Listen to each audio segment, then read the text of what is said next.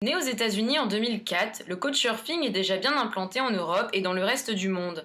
Si on pensait la solidarité et l'hospitalité en voie de disparition, avec ses 10 millions de voyageurs qui arpentent les canapés de plus de 200 000 villes à travers le monde, la communauté des couchsurfers n'a pas dit son dernier mot. On contacte les autres par le biais de l'application ou du site internet, on fait vérifier son identité et on y inscrit ses centres d'intérêt. Avec ses célèbres monuments, son climat agréable et ses quartiers branchés, Istanbul est l'une des villes les plus visitées du monde. Depuis le début 2012, plus de 8 millions de touristes ont arpenté les rues stambouliotes pendant leurs vacances. Dans l'agglomération de la mégapole turque, plus de 90 000 personnes accepteraient de faire une place aux voyageurs sur leur canapé ou dans leur chambre d'amis gratuitement. Mais qui sont ces gens qui accueillent chez eux des inconnus? Comment se déroule le premier contact? Quelles sont leurs attentes? Et leurs expériences ont-elles toujours été satisfaisantes? Enquête à l'autre bout du canapé. Nous rencontrons Bourkou. Elle a 29 ans et travaille dans une entreprise de commerce international. Sur son profil, les commentaires positifs ne se comptent plus. Elle est en plein préparatif car dans quelques jours, elle accueille une couchsurfeuse française. First, I introduce my flat. This is bedroom, this is my room, and this is their room. This is where I have a company for them, and also the room of my cat, with a nice tree view around. Yeah, he is the cat. He is the cat. Very playful, fat ginger one. And this is their bed. I generally move their stuff to living room and take the stuff there. I need a space because I need to open this bed to make a bed for them. Let me show you.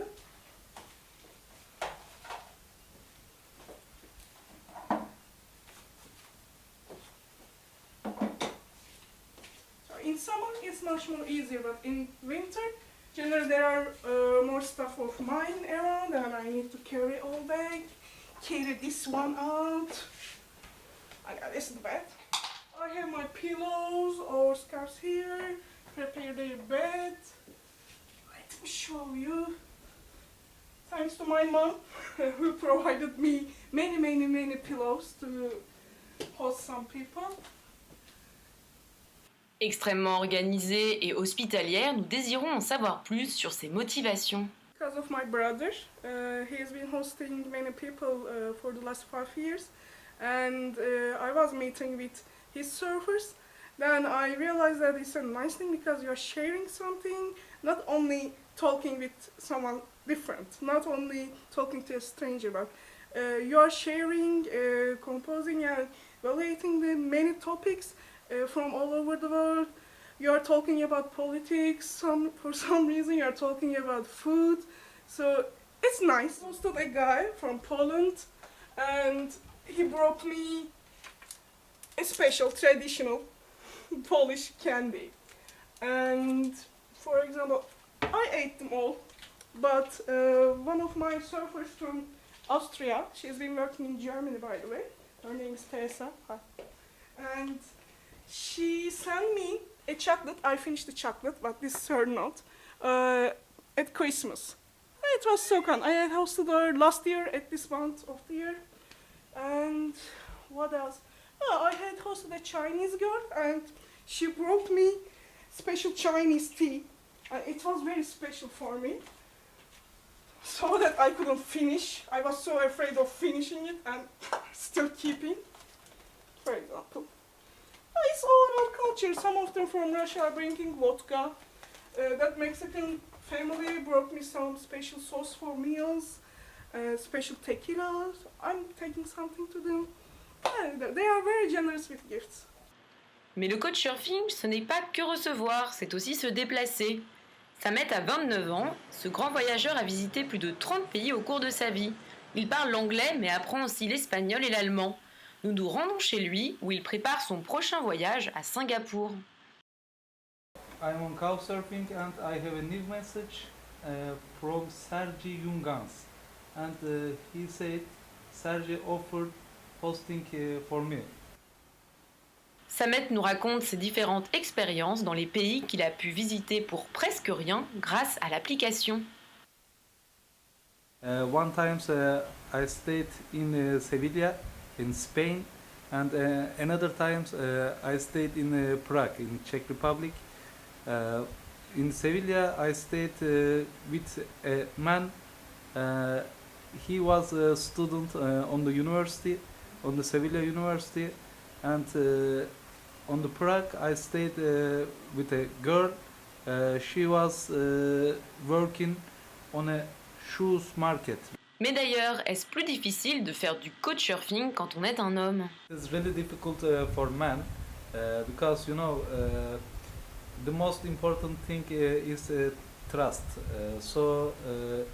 If you are a man and if you are going alone and if you want to stay some foraging people's house, if you find on couchsurfing, you need to have good references.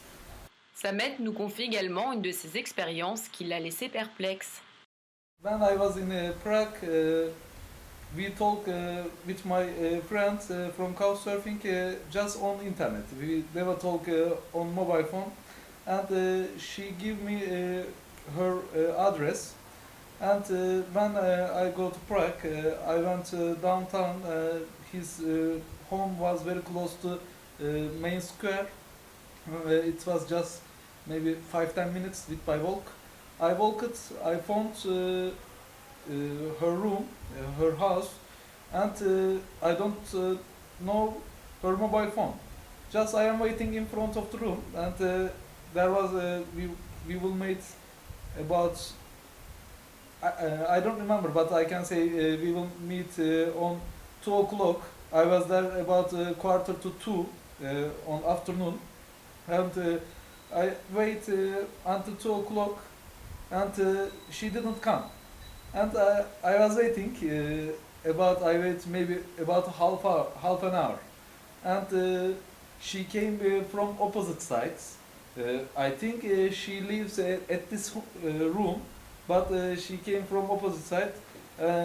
I think she looks like her. I know her pictures, and she came to me. She said, "Are you Samet?" "Yes, I am Samet." "Is it your home?" "No, this is not my home." "Oh my God, where is your home?" "My home is just on the next street." "Why you say to me this one?" Because first I want to look people far away. After that we can go to my room. And I saw you. I said, okay, he can stay on my room. Now we can go to my room. I said, okay. Qu'ils reçoivent des gens chez eux ou qu'ils soient accueillis à l'autre bout du monde, le système des couchsurfing semble avoir de plus en plus de succès auprès des Stambouliotes.